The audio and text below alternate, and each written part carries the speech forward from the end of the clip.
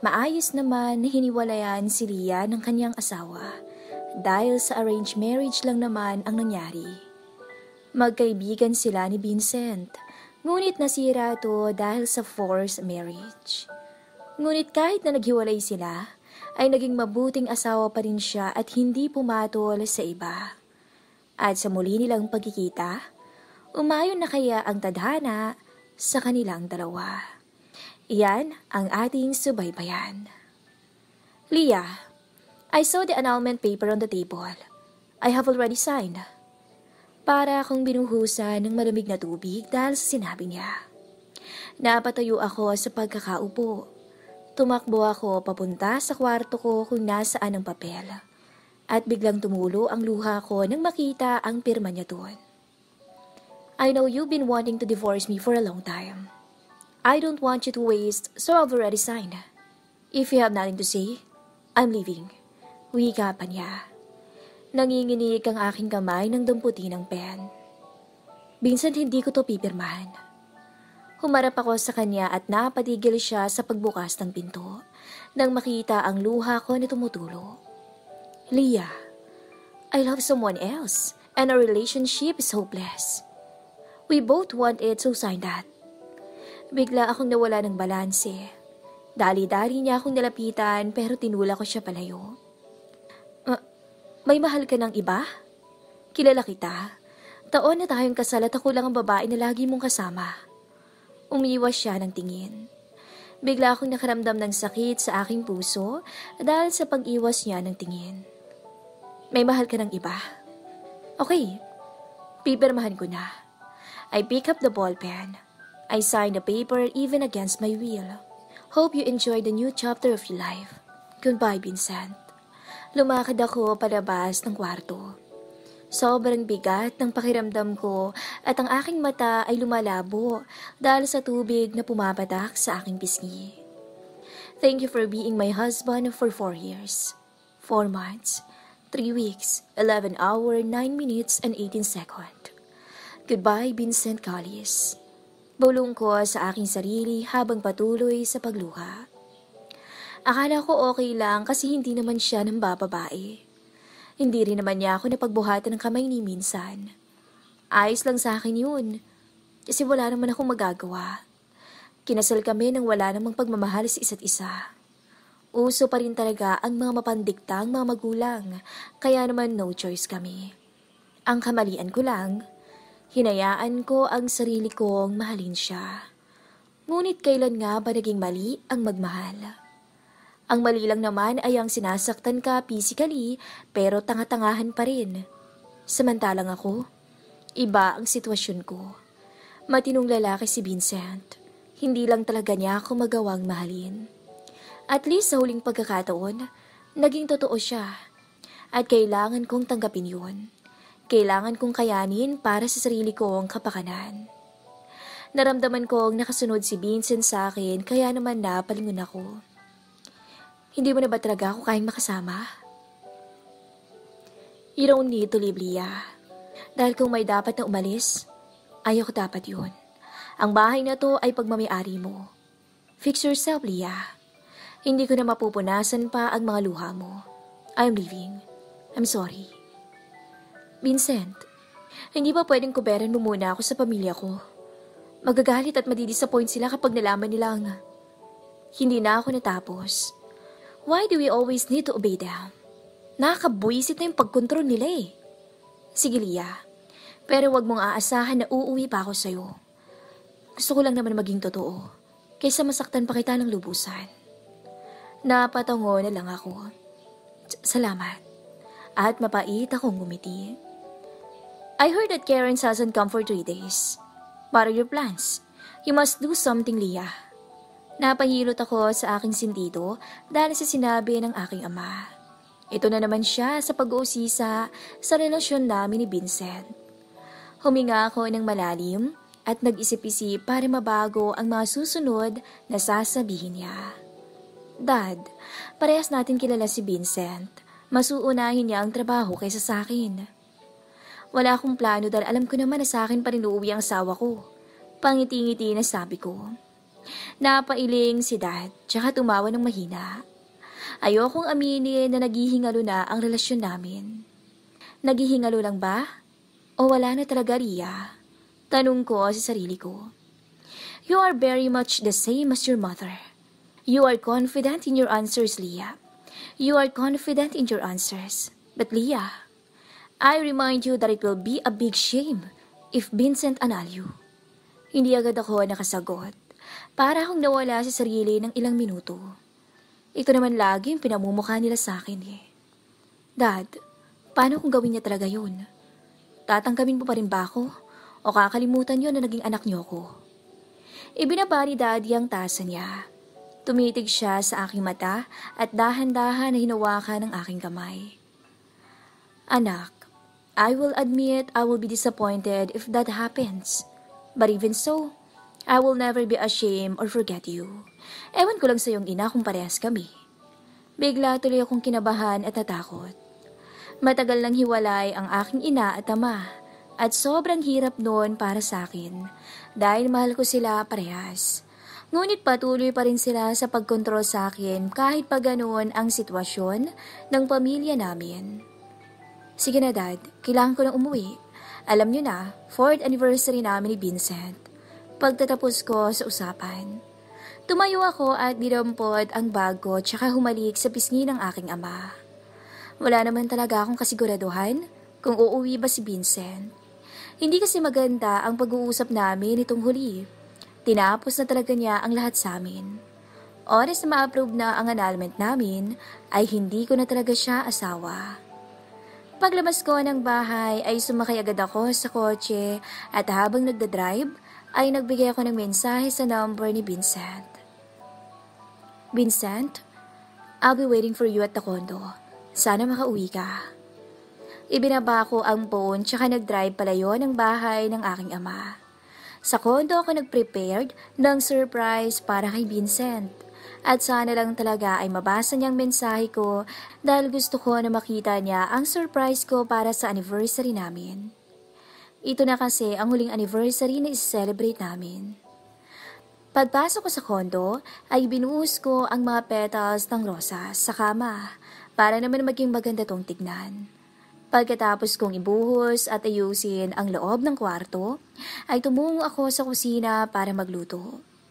Habang nagluluto ay biglang tumunog ang phone ko. Hinugasan ko muna ang aking kamay bago dumputin ang phone ko.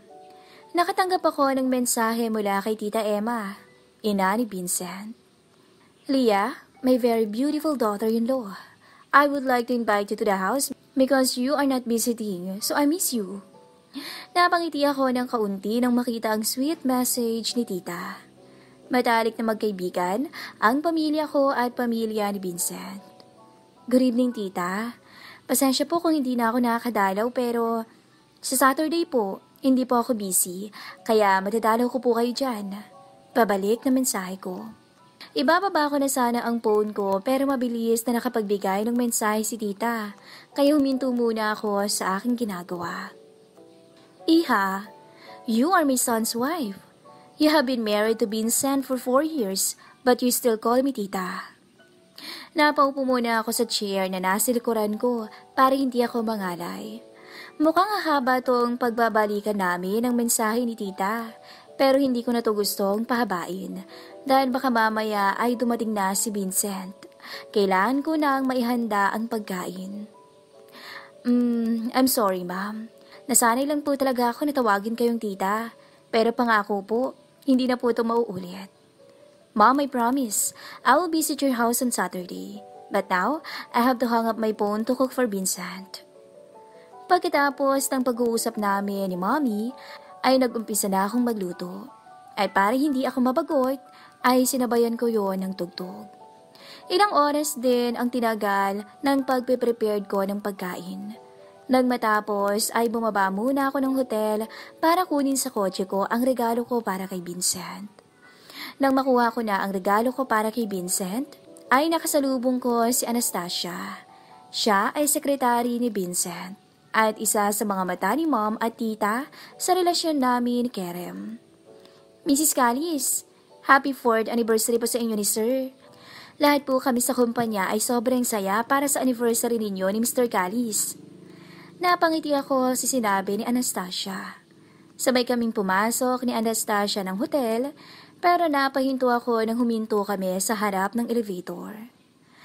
Nakangiting tumitig sa akin si Anastasia. Tinignan ko ang buong paligid ng elevator at hindi ko kayang pumasok doon. Mrs. Callis, may problema po ba? Malinis po tong loob. Inilad niya ang kamay niya sa aking harap at pinipilit akong pumasok. Ipinikit ko ang aking mata. Sobrang bilis ng tibok ng puso ko. Pakiramdam ko ay pwede akong mawala ng malay. Iyahakbang ko na sana ang aking paa sa loob pero napahinto ako nang may biglang humatak sa akin. Anastasia, Leah and I will use the stairs. Go first. Pagdating namin sa harap ng pinto ng unit, ay binitawan niya ang pagkakahawak sa aking pulsuhan. Tumitig siya sa aking mata nang walang emosyon sa mukha. Ginawa ko lang naman yun kasi ayoko na pag-isipan ako ng masama ni Ana. Paliwanag ko sa kanya pero wala pa rin ako makita na emosyon sa mukha niya. You don't want Anastasia to think badly of you? So you're fighting your phobia? What if I arrive late? Anastasia might be confused when you suddenly lose consciousness, he said coldly. Umiwas ako ng tingin at binuksan ang pinto. May phobia ako sa elevator, kaya naman nawawalan ako ng malay sa tuwing pinipilit ko ang sarili ko. Nasa ospital ako. Duty na naman. Kahapon ay free pa ako kaya naman nagagawa ko pang mag-prepared. Pero ngayon at sa masusunod na araw ay baka busy na ako. Matanong nga kita, Leah. 4 na taon na kayong kasal ni Vincent pero sa wedding niyo lang yata kayo nag-kiss. Successful na kayo pareho, di ba? Dapat binabalak niyo na rin magkaanak. Napatingin ako kay Irish dahil sa tanong niya. Para ba akong napipi? Dahil sa tanong nito. Gusto ko nalang ibahin ang kwentuhan pero para akong nablangko. Mabuti na lang ay may dumating na isang nurse. Doc, may manganganak po. Agad kaming kumilos ni Irish para sa babae. Umabot ng ilang oras ang proseso ng ginawa namin dahil hirap kaming palabasin ng sanggol. Pero sa awa ng Diyos, naging maayos naman ang paglabas ng baby. Kasama ko ngayon si Irish dito sa labas ng ospital. Naglalakad-lakad muna kami para magpahangin. Habang naglalakad kami ay tumawag si Vincent, kaya agad ko tong sinagot. Let's go home together. I'll pick you up there so don't leave. Napatingin ako kay Irish nang basahin nito ang mensahe na ibinigay ni Vincent sa akin. So may gano'n na nangyayari. Akala ko ba makikipag-anal na si Vincent? Akala ko ba nakapirma na kayo sa annulment paper? Kinuha ko agad ang phone na hawak niya at naglakad na pabalik sa loob. Ayokong sagutin ang tanong ni Irish dahil hindi pa ako handa. Para bang ayokong gawin yun. Ayoko pa sana siyang isuko ngunit paano nga ba ako lalaban kung siya na mismo ang nagtatabi sa akin. Isang oras na akong naghihintay kay Vincent dito sa harap ng ospital. Pero ni anino niya ay hindi ko makita. Ang dami ko na rin na miss call sa number niya. Pero hindi siya sumasagot. Nasaan ka na ba, Vincent? May bala ka ba na paghintayin talaga ako? Kausap ko sa aking sarili. Habang panay akong tingin sa aking phone at baka mag-text na siya. Pero wala talaga akong matanggap na mensahe galing sa kanya. Doc, may kumalabit sa akin. Naalala mo pa ba ako? Ako yung patient mo. Yung napilayan dahil sa race. Pauwi ka na ba? Hatid na kita. Hindi na ako mabilis magmaneho, kaya hindi tayo mapapahamak. Biglang sulpot ng isang lalaki sa aking harap. Oo, natatandaan kita pero okay lang ako. May hinihintay lang ako, parating na rin yun. Tanggi ko sa kanya. Mabilis naman siyang pumayag at umalis na lang sa aking harap.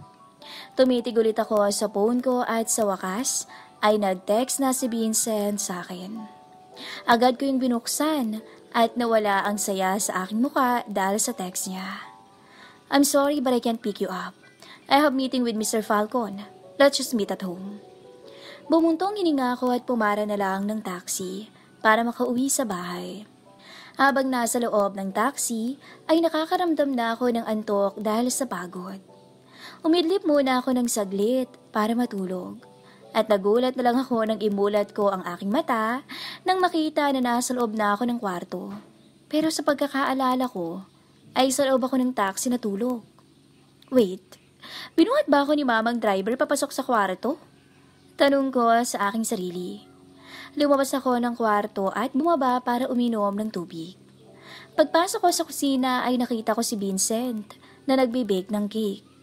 Inamputan niya ako ng tubig kahit hindi pa ako nakakapagsalita. Leah, tawag niya sa aking pangalan. I'm sorry if I didn't keep my promise to you earlier. I'm really leaving to pick you up. But suddenly, Mr. Falcon appeared. Paliwanag niya pero wala naman akong galit o tampos sa kanya. Dahil sa una pa lang, ay sinabihan niya na ako na mas uunahin niya ang work kaysa sa akin. At isa pa, wala naman siyang dapat obligasyon sa akin dahil nakapirma na ako sa annulment. Okay lang, hindi naman ako umasa na darating ka pa para sunduin ako. Alam mo na, ina-adapt ko na sa sarili ko ang motto mo sa buhay. You don't believe in love, so you prioritize work. Ngiti kong isabi sa kanya pero sa totoo lang, may kaunti sa akin na nadismaya. Bakit nga pala nagbe-bake ng cake? At sa ganito pa talaga ang oras? Tanong ko sa kanya. Akala ko ay hindi niya yun sasagutin, pero hindi siya nagdalawang isip na sagutin ang tanong ko habang nakangiti. I want to give her something. She loves sweets, so I made this cake. I hope she likes it. Napaisip ako bigla sa sagot ni Vincent. Ako lang ang babae sa buhay niya bukod sa ina niya, kaya kung hindi ito para sa akin, ay kay mom to. Pero sa pagkakaalam ko ay hindi mahilig sa matamis ang ina ni Vincent. Maganda yan. Gusto matulungan kita? May talent ako sa pagbibig. Aya ako sa kanya pero mukhang ayaw niya na tulungan ko siya dahil sa titig niya. Whoever is the person you are going to give the cake will be happy because you're the one who made. Kung pwede nga lang ako nalang sana eh. Nais sa tinig ko habang nakamasidlang sa ginagawa ni Vincent. 2 p.m. na ng hapon. Nandito ako sa labas ng ospital. Nakaupo dito sa bench at hinihintay ko na dumating si Laila dahil nakatanggap ako ng call sa kanya at rinig ko ang iyak niya. Mrs. Callis! Napatingin ako sa may gilid ko nang marinig ang umiiyak na boses ni Laila. Pawis na pawis tong lumuhod sa aking harapan. Bigla tuloy akong nataranta dahil may mga tao na lumalabas at pumapasok sa ospital na nakikita ang niluluhuran ako ni Laila. Ilang minuto bago ko napaupo si Laila sa aking tabi. Laila, okay ka na ba? Hindi ko alam kung bakit to ang naitanong ko. Inabutan ko siya ng panyo na galing sa aking bulsa nang tumigil siya sa pag-iyak. Tsaka naman siya nagkwento. Kanina kasi sa office, inutusan po ako ni Mr. Callis na kunin yung cake sa bahay niyo. Pagkukwento niya, sinunod ko naman po yung utos ni Mr. Callis. Dinala ko po sa office yung cake kaya lang. Hindi niya na ituloy ang sasabihin. Dahil sa sobrang pag-iyak niya. Laila, pwede bang mag-relax ka muna? Hindi kasi kita maintindihan eh. Pumunas ng luha si Laila at tinuloy ang kwento. Nasira yung cake. At galit na galit si Mr. Callis sa akin ngayon. Mahal ko po yung trabaho ko. Bakit tanggalin ako ni Mr. Callis? Tumigil siya sa pagkukwento at hinawakan ang aking kamay. Pumunta ako dito kasi kailangan ko po ng tulong niyo. Laila, tutulungan kita. Pero, para kanino ba yung cake at sobrang nagalit si Vincent sa'yo? Tanong ko po. Napaisip siya ng saglit at nakangiti niyang sinabi ang pangalan ko. Pero imposible na sa akin yun. Kagabi hindi naman niya binanggit ang pangalan ko. Nang matapos ang aming usapan ni Laila, ay bumalik na siya sa kumpanya. Habang ako naman ay dumiretso sa kotse ko para pumunta sa kumpanya. Pero pinauna ko na si Laila dahil may dadaanan pa ako. Pagdating ko sa kumpanya ay ang lahat ay masaya akong sinalubong. Panay naman akong ngiti sa kanilang lahat. Dumiretso ako sa office ni Vincent pero hindi ko siya nakita doon. Kaya nandito na lang ako sa office ni Eugene. Anong ginagawa mo dito, Leah? Kanina ka pa nakaupo pero wala kang sinasabi na salita. Napatigil ako sa pag-cellphone nang magsalita si Eugene. Tumitig ako sa kanya na nakataas ang kilay kaya napayuko siya. Nasaan si Vincent? Maikling tanong ko. Tumingala si Eugene at tumitig sa akin. Kaya inulit ko ang tanong ko dahil ayaw niyang sumagot. Si Kerem, yung asawa mo, yung may-ari ng kumpanya, yung masungit na lalaki. Tango ako ng tango sa bawat salita na sinasabi niya, pero wala naman akong makuha na sagot sa kanya. Eugene, uulitin ko ang tanong ko. Nasaan si Vincent? Yung asawa ko, yung may-ari ng kumpanya na to at yung best friend mo. Ngumiti ng pilit sa akin si Eugene. Mukhang wala siyang balak na sagutin ang tanong ko. Tumayo ako at lumabas ng office niya. Lumakad ako papunta sa table ng mga employee. Pag-upo ko sa tabi ni Laila, ay ang lahat ay napatitig sa akin. Mrs. Callis, banggit ng isang employee sa aking apelido. Apelido ng asawa ko. Magiging ex-husband na pala. Mukhang may new project kayong ginagawa. Hindi ko na patatagalin. Gusto ko lang malaman nasan si Vincent. May nihin na tanong ko. Umiwas agad ang titig ang mga employee. Amira? Tawag ko sa assistant ni Eugene. Lagi kang nandito sa office at lahat nakikita mo. Nasan si Vincent? Pawis na tumitig sa akin si Amira at para tong kinakabahan. Si Mr. Callis po, kasama niya po si... Hindi na ituloy ni Amira ang sasabihin nang biglang sumulpot si Eugene at yayain ako na magkape sa labas. Wala akong nagawa kundi sumunod sa kanya sa labas. Nang nasa labas na kami ay pinapasakay niya ako sa loob ng kotse at dadalhin niya raw ako kung nasaan si Vincent. Sumunod naman ako sa gusto niya. Sumakay ako sa loob ng kotse at huminto ang kotse sa tapat ng isang park. Lumabas kami at lumakad papasok sa park na puro puno at mga halaman. Did you like the cake? Napatigil ako sa paglakad nang marinig ang boses ni Vincent. Nakita ako at ni Eugene si Vincent na may kasamang babae na nasa tabi niya. Parehas nilang kinakain ang cake. Vincent, thank you sa cake ah. Sobrang sarap nito. Sagot ng babae na hindi ko makita ang mukha dahil hinaharangan to ng mahaba niyang buhok. Leah, let's go. You don't need to see it. Ayon ni Eugene. Lalakad na sana ako para umalis pero bigla akong nawala ng balanse. Why? Why did this happen to me? I see my husband masaya sa ibang babae. Hindi ako. Hindi ako ang babaeng yun. Hindi siya naging masaya sa piling ko sa loob ng 4 na taon. Pinilit lang niya akong pakisamahan at yun lang yun. Ilang linggo akong hindi umuwi sa bahay dahil sobra akong nasaktan sa aking nakita. Pinilit lang ako ng aking ama na umuwi na dahil baka may kumalat na issue tungkol sa relasyon namin ni Vincent.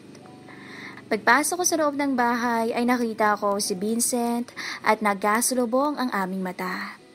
Lumakad siya papalapit sa aking harap. Ang mata niyang nakatitig sa aking mata ay malamig. Bakit ngayon ka lang umuwi? Ito ang tanong niya. Umuwi ako para kuhanin yung ibang damit ko. Malamig kong sagot bago akmang lalampasan na siya nang pinigilan niya ako. Nakiusap ka na wag muna kitang iwan dahil nais mo pang ipaalam. Pero bakit biglang ganito?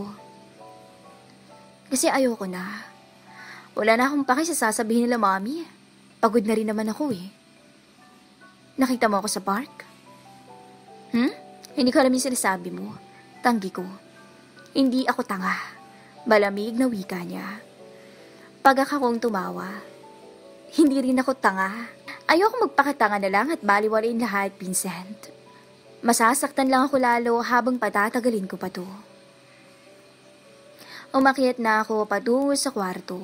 Mabilis lang akong kumuha ng mga pamalit bago muling umalis. Lucas, what is happening to your daughter? I agreed to let him live here, but his life seems to be a mess. I don't know. She's been like that for a week. She doesn't want to leave the room, and I don't want to force Leah. I'm not like you. Naririnig kong sigawan nila mami at dad sa labas ng kwarto ko. Nakakumot ang aking buong katawan. 1 linggo na akong hindi lumalabas ng bahay. Iyak lang ako ng iyak dito sa loob ng kwarto ko. At walang magawa ang magulang ko kung hindi magsisihan. Tita, tito, ako na hong bahala kay Leah. Tinanggal ko ang kumot sa aking buong katawan nang marinig ko ang boses ni Irish. Lia, papasok ako, pwede ba? Ako lang nga nandito. Umalis muna si Tito at Tita. Lumakad ako papalapit sa pinto at dahan-dahan yung binuksan. Pagbukas ko ng pinto, ay mabilis akong niyakap ni Irish. Hindi niya ako pinakawalan. Sobrang higpit ng yakap niya, pero hindi ako nasasaktan sa yakap niya. Tumulo na lang ang aking luha sa kanyang braso at pinapakalma niya naman ako. Umupo ako sa kama habang siya naman ay nasa sahig, habang hawak ang aking kamay. Pinupunasan niya ang luha ko na tumutulo, pero kahit anong punas niya ay hindi yon tumitigil. Lia, nandito lang ako. Sasamahan kita hanggang sa bumalik na yung Lia na kakilala ko. Hindi ka nag-iisa. Pagpapakalma niya sa akin. Inabutan niya ako ng tissue para punasan ang luha ko na tumutulo sa aking pisngi. Akala ko masaya na kami. Ako lang pala. Ang tanga ko kasi ang bilis ko maniwala, Irish. Sabi niya may mahal na siyang iba. Paano ako? Naiwan ako. Irish took my hand and squeezed it. She stood up and picked up my phone that was on the couch. She opened my phone and I tried to snatch it from her. When I saw that all pictures and video of Vincent, all my memories with Vincent were erased by her. Irish! Pinatay niya ang phone ko nang matapos niya nang buragin ang mga memorya ko doon kay Vincent. Tumayo siya at inikot ang buong silid ko. Bumalik siya sa aking harap, dala ang mga diary, regalo, clothes at wedding pictures. Inalapag niya yon sa aking harap. Nakalagay yon sa isang malaking box. Napatayo ako sa pagkakaupo nang lumabas siya ng kwarto ko. Sumunod na lang ako sa kanya papunta sa likod ng bahay. Ako ang magiging start mo para sa bagong ikaw. Napakunot ako ng aking noo sa sinabi niya. Umalis muna siya at habang wala siya ay tinitignan ko ang mga alaala ko kay Vincent. Hinawakan ko ang yellow hoodie na bigay ni Vincent sa akin. Habang hawak ko yun, ay parang bumalik ako sa high school kung saan binigay ito ni Vincent sa akin. Nawalan ako ng balanse dahil sa mga naalala ko. Si Vincent na laging nandyan para tulungan ako sa mga problema ko. Si Kerem na kaibigan ko ay iniwan na ako. Ayun na lahat. Napatitig ako sa malaking box na ibinagsak ni Iris sa aking harapan. Agad ko siyang tinulak nang makita na susunugin niya yon. Baliw ka na ba? Bakit mo susunugin ang mga to? Bigay ito ni Kerem sa akin. Sigaw ko. Sumimangot si Irish at binigay sa akin ng lighter. Para makalimutan mo si Vincent. Kailangan mo munang alisin sa mundo ang mga bigay niya sa'yo. Dahil sa tuwing makikita mo mga yan, hindi mo siya makakalimutan. Ang kamay ko ay nanginginig habang hawak ang lighter. Habang hawak ko yun, ay ang luha ko ay tumutulo. Kaya ko to. Matapang kong sambit. Teka, hindi. Hindi ko kaya. Pinanghinaan ako bigla. Kaya mo. Napatungo ako bago sinunog ang lahat. Goodbye, Vincent. Sayang lang at hindi mo ako natutunang mahalin. Doc, tawag ng isang pamilya sa akin bago ako lumabas ng ospital. Tumigil ako nang tumakbo sila papunta sa akin. Ang isang babae ay bigla akong niyakap habang naluluha. Doc, maraming salamat sa pagtulong niyo sa anak ko. Nangangako ako, Doc. Mababayaran ka namin pag nakaluwag-luwag kami. Nangingiyak na sabi ng babae. Hindi niyo po ako kailangang bayaran. Kayo po ay tinulungan ko kasi kailangan niyo ng tulong. Sabi ko bago ako lumabas. May inabot ang babae sa akin na isang supot na may lamang suman. Tinanggap ko naman yon tsaka ako lumabas ng ospital. 5 buwan na ang lumipas. At salamat sa kaibigan kong si Irish. Nakalabas ako sa malungkot kong buhay. Ngayon ay naging masaya na ako kahit hindi sobrang saya. Kahit na wala na kami ni Vincent, ay nagpupunta pa rin ako sa bahay ng ina niya. Ngayon ay pupunta ako sa bahay ni Tita Emma para ibigay sa kanya ang gift ko. Katatapos lang ng birthday niya, pero dahil busy ako ay hindi ako nakapunta. Tita Emma? Tawag ko sa pangalan niya. Kita ko sa mukha niya ang kasiyahan nang makita ko. Inabot ko ang regalo ko sa kanya at naupo sa isang upuan. Iha, I was so disappointed in you when you didn't come for my birthday. If you had come, you would see the woman with Vincent. Naiinis ako sa babaeng yun. I hate her. Ikaw lang ang para sa anak ko. Galit na kwento ni tita sa akin. Bigla tuloy akong naging entresado. Babae? Baka naman po assistant niya. Alam niyo naman po na businessman ang inyong anak eh. Kailangan laging may assistant. Huwag niyo na pong pag-isipan ng iba. Umirap si Tita Emma bago sumimsim sa tea na iniinom niya. Lourdes, please take the photo book of Leah and Vincent to my room, Iha. I want to show you the photos of you and Vincent when you were young. Ang babae ay sumunod naman sa utos si Tita. Hindi ko alam kung bakit gustong ipakita ni Tita ang mga litrato namin ni Vincent. Nang dumating ang babae, ay dala na nito ang photo book. Inabot niya yon kay Tita at binuklat naman ni Tita ang photo book. Sa unang page ay ang litrato namin ni Vincent nung una kaming nagkakilala. 6 years old ako noon habang si Vincent naman ay 7. Nung una kaming nagkita ay lagi kaming nag-aaway dahil si Vincent hindi nagbibigay ng emosyon pag may sinasabi akong joke. At dahil malita ako, si Vincent ay kinukurot ko. I remember that day Vincent told me that he wanted you to be his friend because your jokes were funny. Nagulat ako sa sinabi ni Tita. Sa pagkakaalala ko, naiinis si Vincent sa mga joke ko dahil wala naman daw sense ang mga yon. Binuklat ulit ni Tita ang photo book at sa pangalawang page anong graduation day. Naglayas kami ni Vincent pagkatapos ng araw na yon dahil binalak ni Daddy na dalhin ako sa Italy para gift nila sa akin. Pero dahil ayaw ni Vincent na malayo ako sa kanya, ay itinakas niya ako sa bahay. Magkaibigan din kasi kami ni Vincent noon. Nasira lang dahil sa forced marriage. Muling bumalik ang isang masayang alaala sa aking isipan. Saan ba tayo pupunta? Mauli ako sa flight ko, kailangan na nating umuwi. Sabi ko pero hindi ako pinakinggan ni Vincent. Hila-hila niya ako at nagpapahila naman ako. Huminto lang kami nang nasa harap na kami ng isang ilog. Nakatulala ako sa manghandal sa ganda at linis ng ilog. Napatingin ako kay Kerem at napapapakit ako nang makitang isa-isa niyang tinatanggal ang pagkabotones ng polo niya. Vincent, manyak ka ba? Bakit ka naguhubad? Mukha ba akong poste at hindi mo ko nakita na nandito ako? Inisasabi ko sa kanya. Pero imbis sa sumagot, ay hinila niya ako papunta sa gitna ng ilog. Leah, open your eyes. I'm not going to do anything bad to you, no? You also can see how beautiful your surroundings are. Hindi pa rin ako dumilat dahil alam ko na inaasar lang ako ni Vincent. Leah, there is a big snake behind you. Napayakap ako ng maigpit kay Vincent dahil sa takot. Malakas naman siyang tumawa kaya lumingon-lingon ako at naloko niya ako. Kakalas na sana ako ng yakapin at pigilan ako ni Vincent. Ang kamay niya ay nasa bewang ko para pigilan ako sa paglayo. Sobrang lapit ang mukha namin sa isa't isa at ang bilis ng tibok ng puso ko. Ezra, are you okay? Why are you crying? Kinakabahan na tanong ni Tita Emma nang biglang tumulo ang aking luha. Muli akong bumalik sa kasalukuyan. I want to go back to the past. Yan ang tanging naisip ko habang umiiyak. Mukhang hindi ko kayang turuan ang puso ko na kalimutan agad siya. Kasalukuyan akong nasa isang blind date ngayon. Ngunit wala pa ang lalaking magiging blind date ko. Hello, are you Irish, Yildes? Napatingala ako nang marinig ang boses ng isang lalaki. Ang mata namin ay nagkasalubong pero wala man lang akong maramdaman na kung ano. Mukha naman siyang mabait na tao. Hindi. Diretso na sagot ko pero walang reaksyon sa mukha ko. Ako si Leah Idel, kaibigan ni Irish. Late ka lang 10 minutes. Pagtatry ko pero ngumiti lang siya tsaka naupo sa upuan na kaharap ko. Nandito ako ngayon para maging substitute ni Irish sa isang blind date.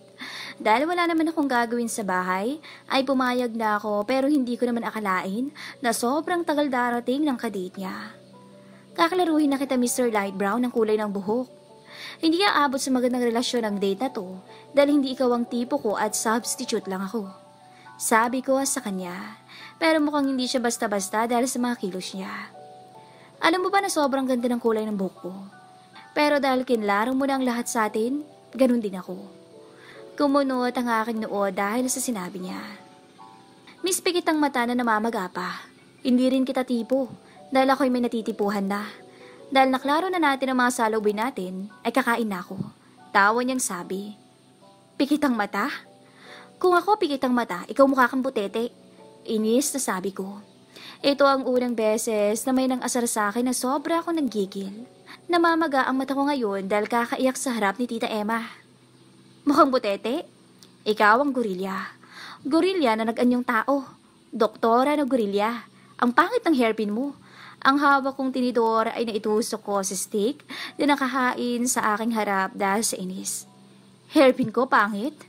Ikaw, ang pangit ng kulay ng buhok mo. At ang pangit mo, nakakairita ka. Sobrang gigil ko ay nag-walkout na lang ako palabas ng lugar na yun. Umara ako ng taxi at pasakay na, pero may biglang bumigil sa akin. Nagulat na lang ako nang makita ang butete. Kumunot ang aking noo dahil sa tawa siya ng tawa. Dahil sa inis ko ay kinagat ko ang pulsuhan niya. Ouch! Anong kakaibang gorila ka? Anong species mo? Hoy, doktora, pumasok na tayo sa loob. Sayang yung order ko dun. Yaya niya sa akin na parang walang nangyari. Umirap ako at lumingon-lungon na lang at sa hindi inaasahan ay nahagip ng aking mata si Vincent na may kasamang babae na pumasok sa loob. Walang sabi-sabi ay hinila ko ang butete na to papasok sa loob. Nabalaan kita butete ha? Umayos ka kung gusto mo pang mabuhay. Babala ko sa kanya. Naupo kami kung saan nakaupo kami kanina. Pasulyap-sulyap ako sa table ni Vincent at nung kasama niya ang babae. Hoy gorilya, kung inaakala mo na matatakot ako sa'yo, hindi. Ikaw yung cute na maliit na gorilya, kaya hindi epekto ang pananakot mo sa akin. Tumingin ako sa kanya habang nakataas ang kilay. Huwag kang mag-alala, kung masugatan man kita dito, handa din kitang gamutin. Doktor yata ang kadate mo ngayon. Pagmamayabang ko sa kanya. Napatawa lang siya at patuloy pa rin na walang alam sa ginawa ko. Butete ng pangalan mo? Tanong ko sa kanya. Nilunok niya muna ang kinakain niya bago sumagot sa aking tanong. Wala akong pangalan. Ang akala ko seryoso na ang sasagot niya. Lalo akong naiinis sa kanya dahil sa sagutan niya. Mongoloid ka ba? Naiinis sa sabi ko sa kanya. Napasulap ulit ako sa table nila Vincent. Napatayo ako nang makita na pumasok sila sa elevator at mukhang papunta sila sa ibang floor. Nagmamadali kong hinila ang butete na to papunta sa tapat ng elevator para sundan sila Vincent. Pero bigla ako nakaramdam ng hilo. Kahit isang pako pa lang ang napapasok ko sa elevator. Gorilla! Huy! Mamamatay ka na ba, gorilla? Huy! Hindi kita pinatay ah! Kaunti akong nawala sa aking pagkahilo dahil sa sinabi ng butete na to. Hagdan na lang gamitin natin. Sabi ko sa kanya. Nauna akong naglakad sa kanya. Nagulat na lang ako nang bigla niya akong karagahin paakyat. Chill ka lang, Miss Gorilla. Huwag malikot, baka mabitawan kita. Aiken Emre, that's my name. Kumindad pa siya na feeling handsome si Butete. Mas bagay naman siya mag-clown, no? Lumipat lang pala sila ng table. Bet yata ng babae sa pinakamataas na parte ng restaurant. Hanggang third floor kasi to, magara at maganda. Nakita na nila kami kaya naman kita ko ang pagtaas ng kanyang kilay. Nandito ka pala? Painosenteng tanong ko pa. Long time no see. Tumango to. Kahit hindi niya tinatanong ay siningit ko na si Aiken dahil ayaw kong mapahiya. Si Aiken pala, future boyfriend ko. Naliligaw pa lang siya kaya future pa lang, paliwanag ko pa. Parang gusto kong masuka habang sinasabi ko yon kay Vincent. Successful ang plano ko. Si Aiken, ako, si Vincent, at yung babae na nasa gilid niya ay magkakasama ngayon sa iisang table. Aiken? Nice name. Ang apat ay sabay-sabay na kumakain sa iisang table. Pero parang si Vincent at Bia lang ang nasa iisang table dahil na rin sa intense ng titigan nila. Pwede mo bang ipakilala ang magandang babae na nasa tabi mo ngayon? Pasimple na sabi ko kay Vincent. Napatahimik kaming tatlo nang hindi magsalita si Vincent. Napangisi ako nang mapansin na ang atensyon niya ay nasa akin. Ako si Bianca. Assistant ako ni Mr. Callis. Actually, nagkita na tayo before. Nahihiya pang sabi ng babae. Uy, gorilla, bakit hindi ka kumakain? Nailuwa ko bigla ang tubig na iniinom ko dahil sa pagtawag ni Aiken sa akin. Ang kamay ko na nasa ilalim ng table ay hinampas siya ng malakas. Gorilla? Tanong ni Bianca. Itinigil ko ang paghampas kay Aiken at ngumiti sa harap ni Bianca. Oo, gorilla. Ito kasing si Aiken ay mahilig sa mga animals. Huwag na nating pag-usapan yon. Tikman mo to, Bianca. Abot ko sa kanya ng salad na nasa harap. Kumuha naman siya at tinikman yun. Ouch! Daing ko nang sadyain na apakan ni Aiken ang aking paa. Tumitig pa rin ako na nakangiti sa kanya kahit gigil na ako. Are you okay, Leah? Napatingin ako kay Vincent nang magtanong to. Ang walang emosyon niyang mata ay nakikita kong may pag-aalala for the first time. Tumango na lang ako sa tanong niya para hindi maging epic fail ang plano ko. Nang matapos ang aming pagkain, ay sabay-sabay kaming apat na lumabas ng Lopez Cuisine. Bigla akong nakaramdam ng kaba nang hihiwalay si Aiken. Agad kong hinawakan ang kamay niya para pigilan siya. Nang ang apat ay lumabas, napansin ni Vincent ang paghawak ni Leah sa kamay ni Aiken. Wala siyang emosyon na pinakita, pero ang hawak niyang water bottle ay napisa dahil sa sobrang galit niya. Leah, come with me. I know your future boyfriend house is far away in Bila. May gigil na sabi ni Vincent, pero walang reaksyon na pinapakita sa mukha. Tumingin si Leah kay Aiken, at binulong si Aiken sa kanya. Wala nang nagawa si Leah kundi sumabay kay Vincent. Habang umaandar ang kotse, ay ang tingin ni Leah ay nasa unahan lang. Para bang pinipigilan niya na huminga dahil magkatabi sila ng ex-husband niya ngayon. Are you really sure about that guy? He doesn't suit you. I know Tito and Tita won't accept him. Lumingon ako kay Vincent na nakataas ang kilay. Nakaramdam ako ng galit sa sinabi niya. Mukhang hindi mo pa kilala ng sobra ang magulang ko. Wala silang pakialam sa pera at kasikatan. Once na pinakilala ko si Aiken sa parents ko, sigurado kong tatanggapin nila agad siya. Galit na sabi ko. Inihinto ni Vincent ang kotse sa gilid. Tumitig siya sa akin na nandidilim ang mukha. Bigla akong napaatras nang tanggalin niya ang seatbelt niya at iharang ang kamay niya sa aking gilid. Although I don't know Tito and Tita very well, but you? I know you very well. Aiken is not your type. Napalunok ako dahil sa sinabi niya. Totoo naman na hindi talaga katulad ni Aiken ang tipo ko. Oo, hindi katulad ni Aiken ang tipo ko. Pero masaya ako pagkasama siya eh. Kaya kong ipakita yung sarili ko pag siya yung kaharap ko. At higit sa lahat, hindi niya ako kinukulong sa mundo niya. Hindi ko alam kung paano ko nasabi ang mga salita na yon sa harapan niya. Umatras si Vincent at napasandal siya. Nakayuko siya. Hindi ko makita ang mukha niya dahil sa nakaharang niyang buhok. Lumapit ako sa kanya ng kaunti para sana mag-sorry pero nagulat ako ng biglang. My eyes widened as Vincent kissed me. I tried to push him away but he held my head tightly. He kissed deeper and I could feel his tongue inside my mouth. Get him! Tinula ko siya ng malakas para lumayo siya sa akin. Tinanggal niya ang paghawak sa aking katawan. Umiwas siya ng tingin dahil sa iya. Sorry, Leah. Just forget that. I'll take you to your house. Para ako nakaramdam ng lungkot dahil sa utos ni Vincent. Paano ko kakalimutan ang nangyari? Pagdating namin sa tapat ng bahay ay nauna siyang bumaba para pagbuksan ako ng pinto. Nang mabuksan niya na ang pinto ay bumaba na ako. Gusto mo munang magkape sa loob? Yaya ko sa kanya. Umindi agad siya sa yaya ko kaya naglakad na lang ako papasok sa loob ng bahay. Pagpasok ko sa kwarto ay doon ako nagtalon-talon dahil sa tuwa. Humiga ako at tumitig sa kisame ng aking kwarto. Inalala ko ang nangyari sa loob ng kotse. Bakit ako kinikilig sa ex ko? Ibig sabihin ba nito, nagsiselo siya kay Aiken? Iha, did something good happen to you last night? Ngayon ko nalang ulit nakita ang ngiti mo na yan. Nagising ako sa pagkakatulala nang marinig ko ang boses ni Daddy. Sobrang saya ng gising ko ngayon dahil hindi ko makalimutan ang nangyari kahapon. Para ba akong lumulutang sa kalangitan sa saya. Daddy, may bago kong kaibigan.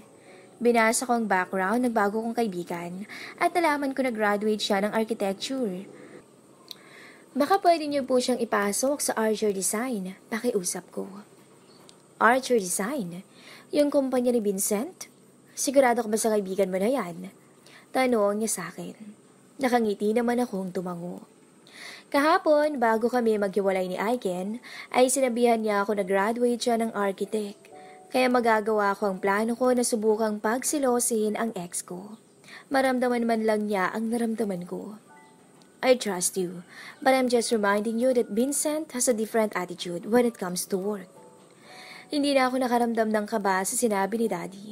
Dahil sa 4 na taon na kasama ko si Vincent, ay nakilala ko ang ugali niya pagdating sa trabaho.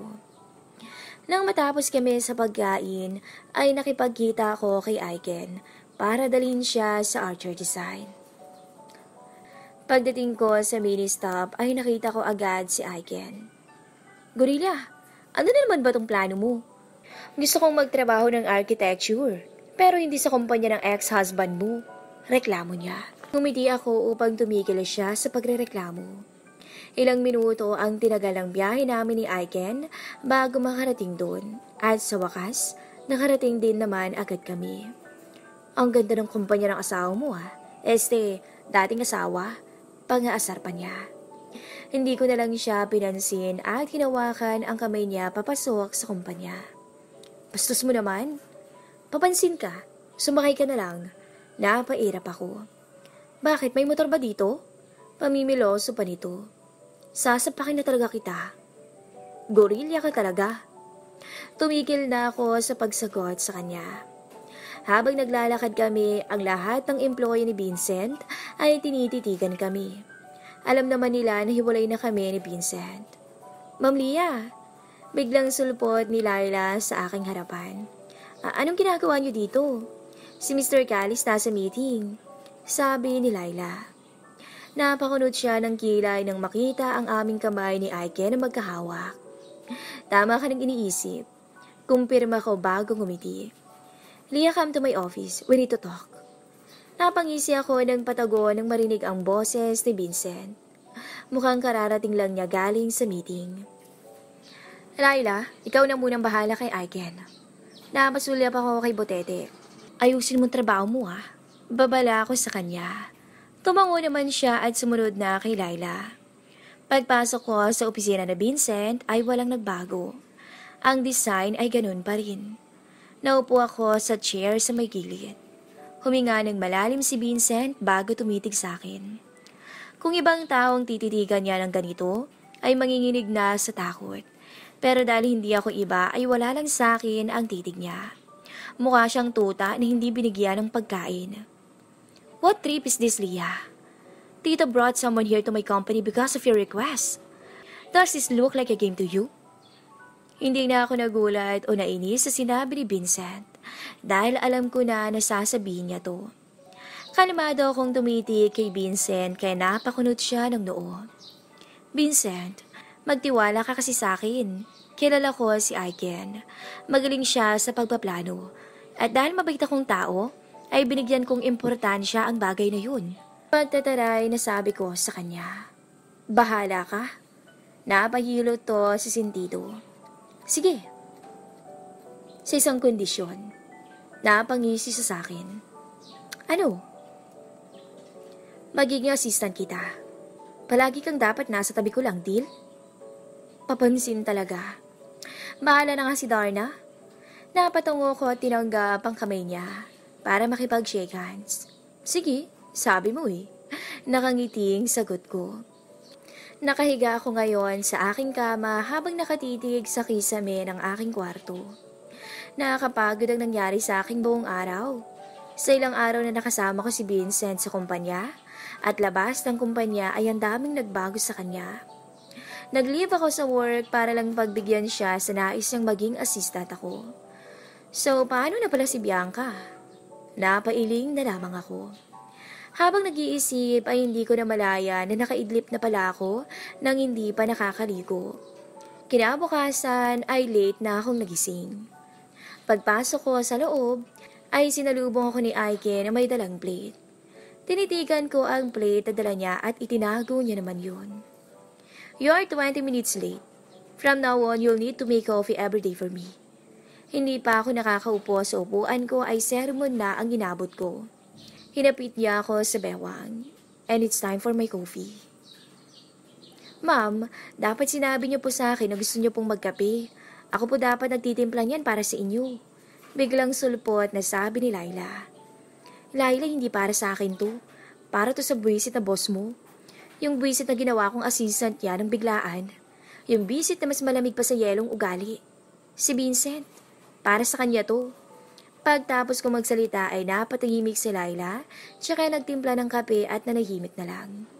Lumakad na ako papasok sa opisina ni Vincent. Nakaupo siya na upong relax na kinaasar ko. "Kape mo?" Padabog na sabi ko pero may ingat pa rin na inilapag ang kape sa table niya. "What's my schedule?" Mahinaw na sabi niya pero may tunog na pang-aasar. Binuksan ko ang tablet at isa-isang sinabi sa kanya ang schedule niya. Nagulat ako sa dami ng schedule niya. Hindi ko akalain na puno ang buong araw niya. Wala na siyang oras para sa sarili niya dahil puro trabaho lang ang ginagawa niya. "Cancel my meeting at 2 p.m. I'm going somewhere." Utos niya.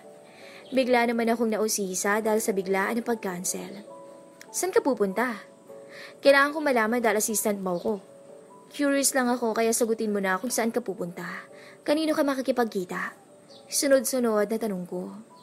Isinarado niya ang laptop niya at tumitig sa akin. "I remember you didn't want to be my assistant but now you are interested in where I am going and with whom I will meet." Umiwas ako ng tingin na parang wala akong sinabi. "Eh di wag mo sabihin, basta hindi ko kasalanan kung may importanteng tao ang maghanap sa'yo. At magsisinungaling ako kung nasan." Hindi ko na ituloy ang sasabihin ko nang sabihin ni Vincent kung saan siya pupunta at sino ang kikitain niya. "I'm going to Lopez Cuisine and I'm going to meet Bianca." Padabog kong hinampas ang table niya dahilan para may kaunting matapon na kape. "Makikipagkita ka kay Bianca? Alam mo namang gustong-gusto ka ng babae na yun, di ba?" Natapik ko ang aking bibig. "I mean, pupunta ka doon para lang makipagkita? Hindi ka pupunta doon. Maraming trabaho. Kala ko ba work muna bago love? Iba ng litanya mo sa buhay ngayon?" Nakasara naman ang pinto ng opisina ni Vincent, kaya walang nakarinig sa sigaw ko. Hindi ko alam kung bakit ganito ang pagkakari ako pero ramdam ko talaga na punong-puno ng inis ang aking katawan. "Pag lumabas ka ng kumpanya na to, asahan mo na hindi ka na makakapasok dito. Ilalak ko ang buong pinto ng building na to. Kahit ikaw ang may-ari, hindi ka makakapasok." Padabog akong lumabas ng opisina ni Vincent. "Laila, nakita mo ba si Vincent?" Tanong ko kay Laila na napadaan sa aking harapan. Naupo siya sa aking harap at bumulong. Dali-dali akong lumabas ng kumpanya at sumakay ng kotse. Mukhang hindi nakinig sa akin si Vincent dahil tumuloy pa rin to na makipagkita kay Bianca imbis na atupagin ang meeting. Pagdating ko roon ay nakita ko silang parehas na masayang kumakain at nag-uusap. Lumakad ako palapit sa kanilang harapan. "What are you doing here?" Tanong agad sa akin ni Vincent na halatang kinabahan. "Hi Bianca, ang tagal na rin ah. Ilang days na no? Sana makasama ka ulit namin ni Aiken sa lunch or dinner." Pagkausap ko kay Bianca, ngumiti ito sa akin. "I'm asking you what are you doing here?"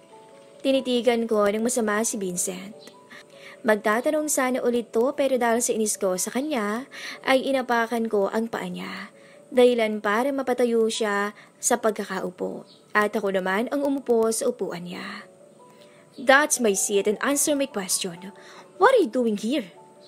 Kahit anong ulit ni Vincent sa pagtatanong sa akin ay hindi ko siya pinapansin. Tumayo si Bianca at kinuha ang upuan na nasa gilid niya at ibinigay yun kay Vincent. Naupo naman agad si Vincent at tinignan ako ng mapang-asar niyang titig. "Nandito ako kasi may meeting si Vincent. Tinakasan kasi ako eh. Pasensya ka na nadawit ka pa." "Really? Vincent, why are you doing that? Pinahirapan mo pa si Laila, parang wala naman kayong pinagsamahan." "Wala naman talaga eh." Sagot ko sa isipan ko. It looks like a lot has changed in you.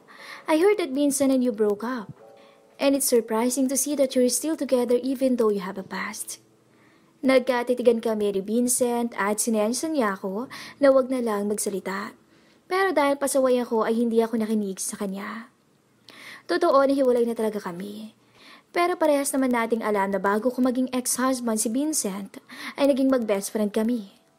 Sa totoo lang, assistant ako ni Vincent kaya lagi kaming magkasama. Sumimsim ako sa kape na nasa harap ko at tinitigan si Bianca. Ngumiti naman si Bianca at sumimsim din ang kape na nasa harapan niya. Bianca, wait a minute. Paalam ni Vincent kay Bianca. Tumango naman to kaya hinila ako ni Vincent papunta sa CR. What are you doing here? Hawak ni Vincent ang kamay ko at diretsyong nakatingin sa aking mata. Ganitaan ko siya at pilit na tinatanggal ang hawak niya sa kamay ko. Leah, I repeat, what are you doing here? Hindi pa rin ako nagsalita at nakikita ko sa mukha ni Vincent na naaasar na siya. Bigla akong nagulat nang ilapit ni Vincent ang ulo niya sa bandang tenga ko. Napa-atras ako dahil doon, pero nakapulupot ang isa niyang kamay sa bewang ko kaya kahit anong atras ko, ay lalapit pa rin siya. I repeat, what are you doing here? Answer my question. Parang bigla akong nakuryente ng dilaan at kagati ni Vincent ang gilid ng tenga ko. Ngumisi siya sa akin at agad ko siyang tinulak palayo. Pinunasan ko agad ang aking tenga dahil sa pagdila ni Vincent. Lumakad siya palapit sa akin at agad ko siyang winisikan ng tubig dahil nakabukas ang gripo. Pumunta ako dito kasi gusto kong makita kung anong ginagawa niyo ni Bianca. Bigla akong napasilita dahil sa kaba. Nang matapos akong mapaamin ay lumabas na kami ng banyo ni Vincent at nakakainis pa. Nang lumabas kami ay may dalawang babae kaming nakasalubong. Inakala tuloy nila na may ginagawa kami sa loob. It's good that you're back. I thought you left me here. Para akong masusuka sa pagpapakyut ni Bianca sa harap ni Vincent. Itinabi ni Vincent ang upuan niya sa aking tabi. Pagkaupo ko ay naramdaman ko agad ang kamay ni Vincent sa aking binti. Inapakan ko agad ang paa niya at tinitigan siya. Anong ginagawa mo? Alisin mo ang kamay mo sa aking binti. Mahina ang bulong ko kay Vincent pero hindi siya nakinig. Pinisil niya ng ilang ulit ang aking binti at wala akong magawa kung hindi apakan ang paa niya pero walang silbi yun dahil wala talaga siyang balak na tanggalin ang kamay niya sa aking binti. Gabi na nung matapos makapag-usap ang dalawa. Wala naman silang pinag-uusapan na kinairita ko. Kanina nang lumabas kami ni Vincent sa Lopez Cuisine, ay niyaya niya ako na makipagkarera sa kanya. Vincent, pagong ka ba? Ang bagal mong magmaneho. Pabilisan to, hindi pa bagalan. Naka-ongoing call kami at nakasalpakang earpiece sa isang tenga ko. Who's the turtle now? Umisi ako at handa ng bilisan ng pagmamaneho, pero napahinto ako dahil sa mensahe ni Aiken. Leah, puntahan mo ako dito sa bahay. Kailangan ko ng tulong mo.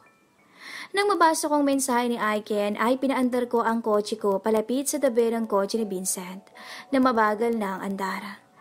Parehas naming binaba ang front glass ng kotse namin. Pantay na lang ang andar ng kotse namin para makapag-usap kami kahit nasa loob ng kotse. Where are you going? Tanong ni Vincent sa akin. Pinakita kong mensahe ni Aiken sa kanya. Tinaasan niya ako ng kilay. Don't tell me you're going to that guy. Pagsusungit niya. O, pupuntahan ko siya. Maikli na sagot ko. Sama ko. Wala akong nagawa kundi bayaan na lang si Vincent. Pagdating namin sa bahay ni Aiken ay niyakap agad ako nito. Itinulak naman siya ni Vincent palayo sa akin kaya sinamaan ko siya ng tingin. Napanguso si Aiken sa ginawa ni Vincent. Pero imbis na mag-sorry si Vincent ay tinignan niya lang to ng masama. Anong problema at pinapunta mo ako dito ng ganitong oras? Pagsisimula ako sa usapan. Tumingin muna siya kay Vincent. Humakbang siya palapit sa akin at paglapit niya ay hinatak naman ako ni Vincent patago sa likuran niya. Tito Aiken, I want gorilla. You said you have a gorilla friend. Umalis ako sa likod ni Vincent nang marinig ang boses ng bata at ang salitang gorilla. Nagtago naman agad si Aiken sa likod ni Vincent dahil handa na akong bugbugin siya. You look like my dad, sabi ng bata kay Vincent. Tinitigan ng masama ni Vincent ang bata kaya umiyak to pero agad naman na pinakalma ni Vincent ang bata. You're bad. You're not my dad. I want my dad. I want to go home. Umiiyak na sabi ng bata habang nasa bisig ni Vincent. Pagpasensyahan mo na si Ian. Ganyan talaga siya eh. Oo nga pala, pag ginarga mo siya, dapat kargahin mo lang siyang maghapon kasi iiyak siya. Sabi ni Aiken habang natatawa. Naupo ako sa couch, nakaharap lang ng mga bata na nakaupo sa sahig at naglalaro. Si Vincent ay nasa labas dahil gustong lumabas ni Ian, habang si Aiken naman ay nasa kusina para magluto. Hi miss, single ka ba? Kasi ako oo eh. Ang ganda mo tapos ang gwapo ko. Anong number mo? Parang malalaglag ang aking panganang magtanong ang bata sa akin na nasa edad 10. Ate, nagugutom na po ako.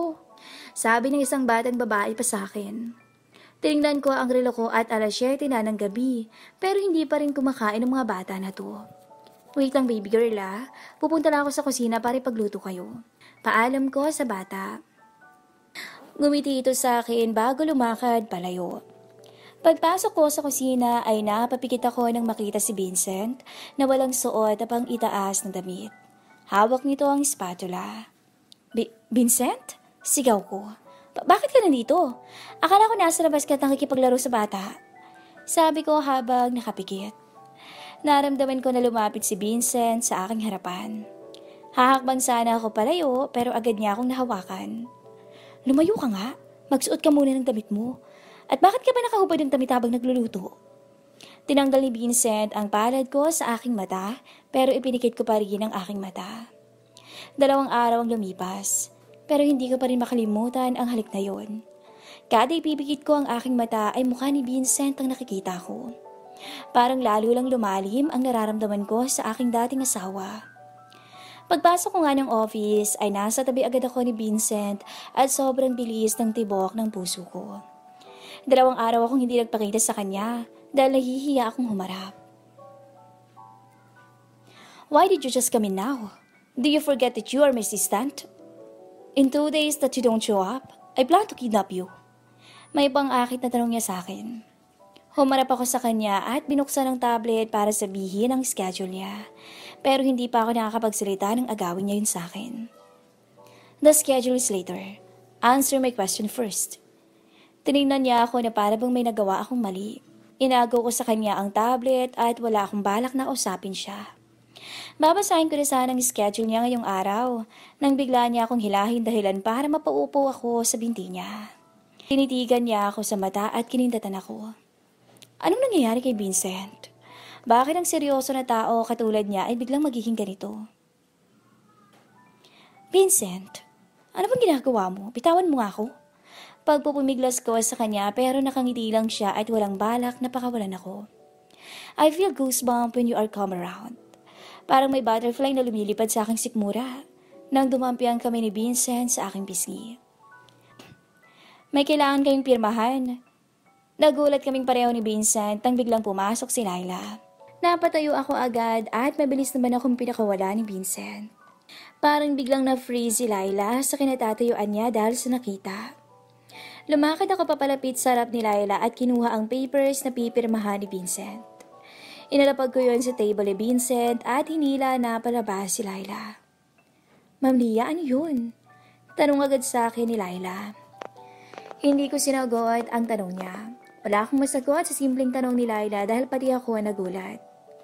Habang nagtatrabaho ako sa may table ko ay napapansin ng aking mata na tinititigan ako ni Vincent. Ang buwisit na to, bulong ko sa sarili ko. Nagulat ako nang kindatan ako ni Vincent habang kagat ang ballpen niya. This guy trying to seduce me. Umiwas na lang ako ng tingin at binigay ang atensyon ko sa ginagawa ko. Pero napahinto ako nang si Aiken ay kumatok at yayain naman ako na sumama na kumain sa kanya. At dahil gusto kong iwasan si Vincent, sumama na lang ako kay Aiken. Pagdating namin sa resto ay patingin-tingin ako sa paligid ko. Baka kasi sinundan ako ni Vincent. What's up, my 2 friends? Wow! What an occasion do we have today and you two are eating?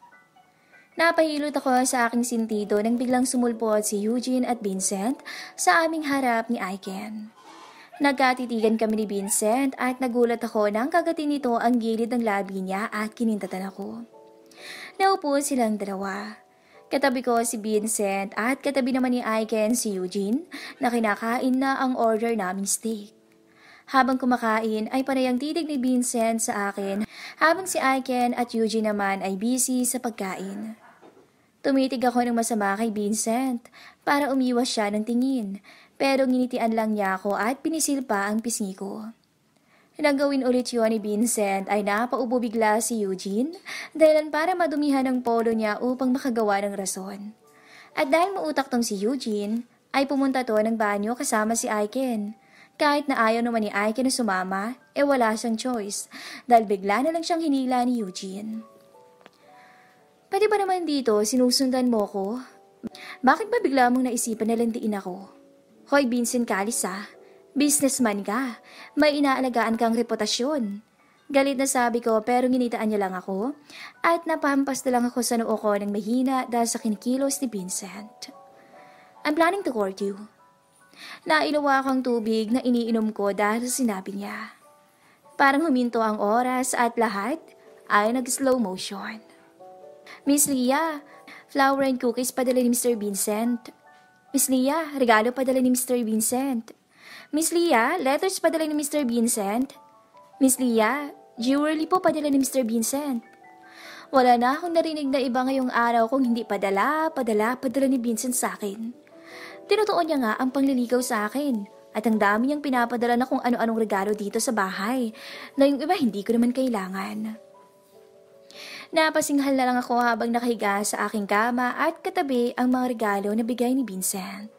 Bakit kami nakarating sa sitwasyon na to? Ang rupok mo kasi Leah pagsisisi ko sa aking sarili. Wala naman akong plano na ganito pero nangyari ni. Wala akong maisip na ibang paraan.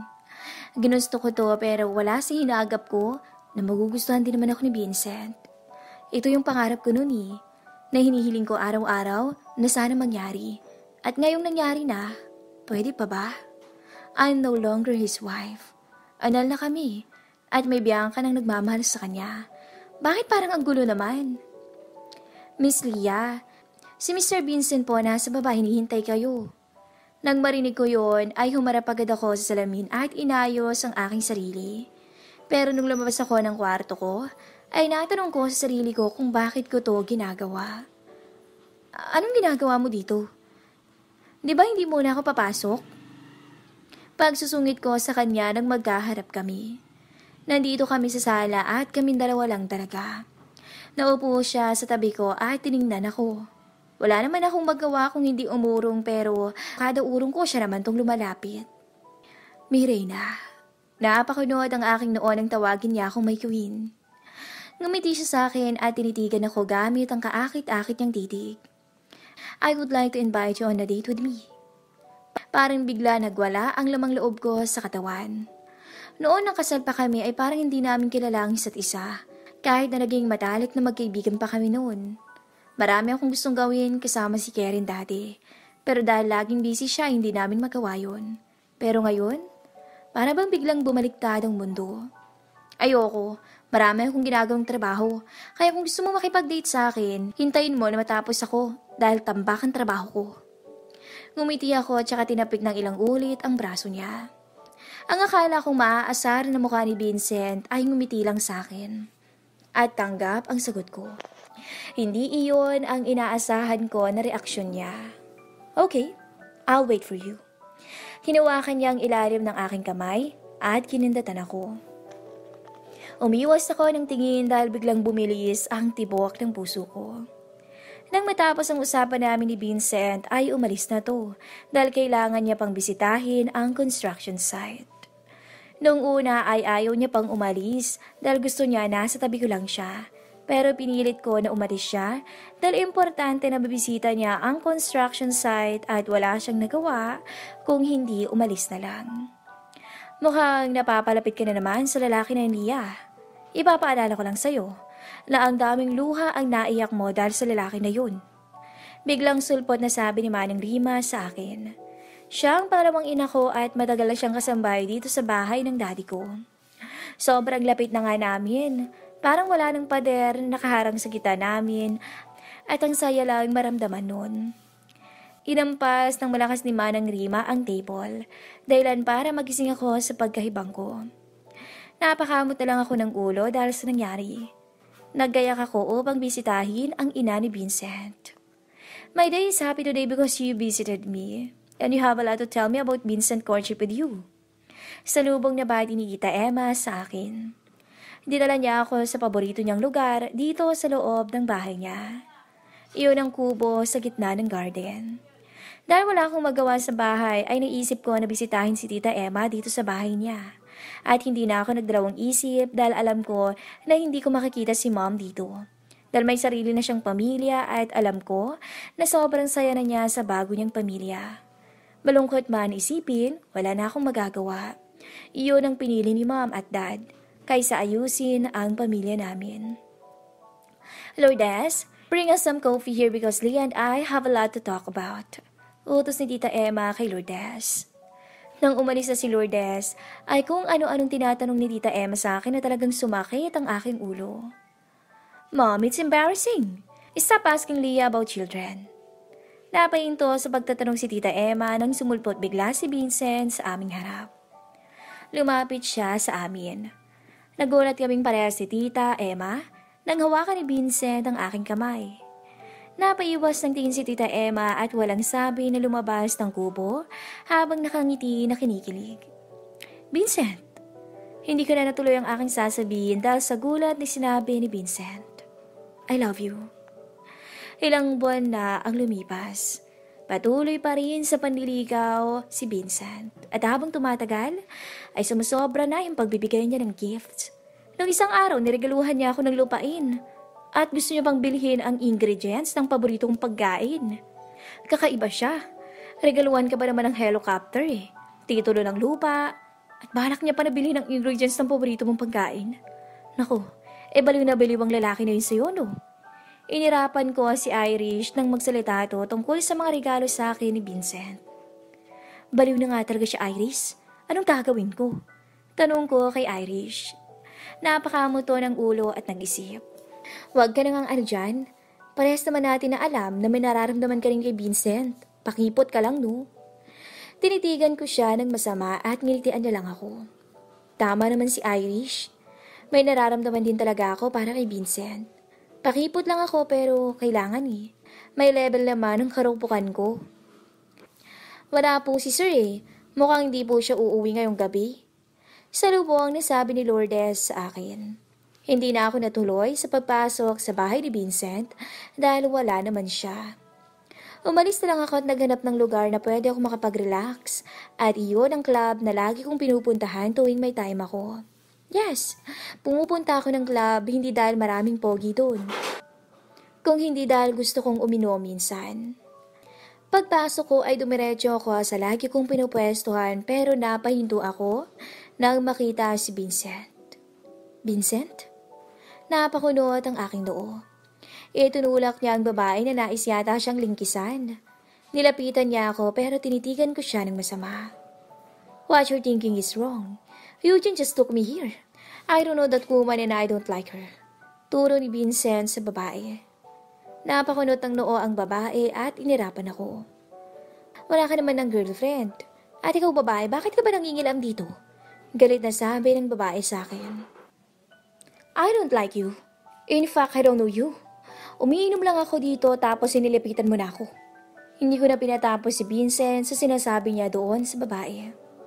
Leah. Girlfriend ni Vincent. Humarap si Vincent sa gitna namin dahil tila ba may balak sumugod yung babae. Pero agad ko siyang tinulak papaalis. Ikaw na yon? Poor Vincent. Ito na yung taste mo? Baka naman may pinakain ka na kung ano kaya nagkayuma ka. Hinilot ko ang sintido ko at walang sabi na hinablot ang buhok niya. Nagulat ako nang sumulpot si Leila at buhusan ng wine ang ulo ng babae habang si Aike naman ay tuwang-tuwa na nanunood habang umiinom ng beer. Go, gorilla! Baka best friend ko yan! Wika ni Aiken. Sa bunutan mo, bilis! Bulong pa ni Laila. And the winner is Leah. Itinaas pa ni Aiken ang aking kamay at nagpalakpakan naman sila. Bumalik ang iba sa pagpaparty nang maayos na ang nangyari. Lumapit si Vincent sa akin na nahihiya pa. Sabihin mo na kasi Vincent kung bakit tayo magkakasama. Natatawa ang utos ni Eugene. Napakunot ang aking noo. Kasali ako. Pwede bang mawala ako? Sabat ni Aiken. Ako pa si Muno nito eh. Thanks me later. Hinawakan niya ang kamay ko at nagulat ako nang lumuhod siya sa aking harapan. Napatalikod sila Eugene, pero lang kay Aiken, na akala mo ay nanonood ng drama. Tinitigan ko si Vincent ng masama at kita ko sa mata niya ang takot. I'm really sorry, Leah. It's true that I don't know that girl. Tinitigan ko siya ng masama, pero nawala yon nang makita ko ang luha na tumulo sa mata niya. Tingnan niyo, umiiyak si Vincent. Sabi ni Aiken pero agad siyang napatalikod nang titigan ko siya ng masama. Binabasag pang pagdadrama ni Vincent eh. Iyakin ng potek? Natatawa ang bulong pa nito. Tulo si Pon, si Vincent. Iyakin kalis, bagay ba? Pwede, sagot naman ni Eugene. Tama ng pang-aasar, saway naman ni Laila. Pinapatawad na kita, hindi dahil marupok ako, dahil alam ko na hindi ka nagsisinungaling. Uwi na tayo. Nandito ka lang pala, hinahanap pa naman kita kanina. Hinawakan niya ang aking kamay at lumabas na kami. Is it true that you are my girlfriend? Bigla akong nakaramdam ng hiya dahil sa tanong ni Vincent. Mahal ko na siya noon pa man at lalo ko siyang minahal ngayon. Pero bakit hindi ko maibukang bibig ko at sabihin na oo? Uminto ako sa paglakad at napahinto din siya. Dumampi ang kamay niya sa aking pisngi, kaya napatingin ako sa mata niya. Tinanong niya ulit ako, pero hindi ako sumagot. Biglang nawala ang saya sa kanyang muka sa pagkatahimik ko. You don't have to force yourself. I'll wait for you, promise. Ngumiti siya sa akin at naunang lumakad. Dahil sa sinabi niya ay nagkaroon ako ng lakas para sumagot sa tanong niya. Tumakbo ako palapit sa kanya at niyakap siya mula sa likod, kaya napahinto to sa paglakad. Hindi ko alam kung paano ko sasabihin sa'yo ang totoong nararamdaman ko. Pero hindi mo na ako kailangang hintayin, kasi handa ako.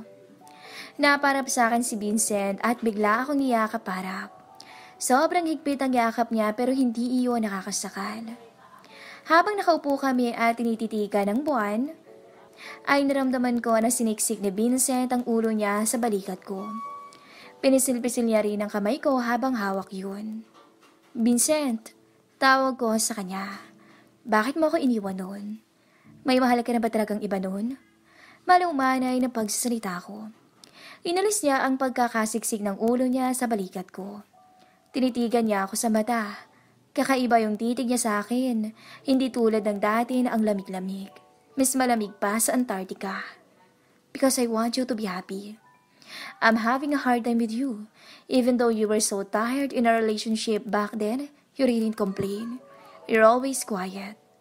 Tama si Vincent sa sinabi niya. Lagi ko lang sinasarili ang mga problema ko. Hindi kami ganoon kalapit nung kinasal kami, pero nung magkaibigan pa lang kami, ay sobrang lapit namin sa isa't isa. When we got married, I told myself that I wouldn't let you go because I love you so much. But I don't know how to express my love. Patuloy na kwento niya. I used to go to your room every day because I wanted to see you. Before I went to work, I was already cooking you something to eat. But I always told the housemaid not to tell you because you might not eat. Kasi naiinis ako na parang nagbago ka nung kinasal tayo. Sagot ko. Gusto ko Italia. Mga bata pa lamang tayo. Gusto ko kasi ako yung gumawa ng way at umamin, pero pinakailaman nila lahat. Nasira ang mga plano ko. Habang inaalam ko sa sarili ko kung paano ko maaamin sa'yo lahat, hindi ko na malayan na wala na pala ako sa direksyon na nais kong puntahan. Naligaw ako kakahanap sa sarili ko. Iniisip ko kung magiging masaya ka ba sa akin. Paano tayo magsisimula bilang magkaibigan kung una tayo naging magkaibigan? I'm sorry. Wala akong nasabing iba. Ang luha ko ay tumulo na at wala akong magawa. Don't cry, I'm fine. Pagpapahinto niya sa akin sa pag-iyak. Pero hindi yun tumigil at patuloy pa rin sa pagbatak. Leah, don't cry. The past is past and we're here in the present. Dumampi ang kamay ni Vincent sa aking pisngi at pinunasan niya ang luha ko na tumutulo sa aking pisngi. I will love you even if you get tired of me. I will never let you go. I will always guard you forever. Hinalikan niya ako sa noo at niyakap ako ng mahigpit. I love you, Mirena. Napaka-maintindihin mo kahit papalagi kong binabaliwala ang nararamdaman mo noon. Hindi ka gumawa ng hakbang na ikakasira natin. Hindi ka natukso o nagloko. Isa kang mabuting asawa. Isang buwan ang naging preparation para sa wedding namin. Muling pagpapakasal, but this time is the right one and the right time. Right person and real feelings. Magiging misis na ulit niya ako. Magiging Mrs. Callis na ulit ako ngayong araw. Do you take this woman as your lawful wife? I do, Father. Do you take this man as your lawful husband? Napatingin ako sa kanya bago sumagot. Tinitigan niya ako at ngumiti siya sa akin. At nakangiting tumitig ulit sa harap. I do, Father. I now pronounce you husband and wife. You may kiss the bride. Dahan-dahan niyang tinanggal ang belo sa ulo ko. Ngumiti ako sa kanya bago hinintay na halikan ng malambot niyang labi ang labi ko. Ang mga bisita ay pumapalakpak at sobrang saya. Ngayon ay muling magsisimula ang buhay namin ni Vincent bilang mag-asawa. And this time, puro pagmamahal at kasiyahan na lamang. The end.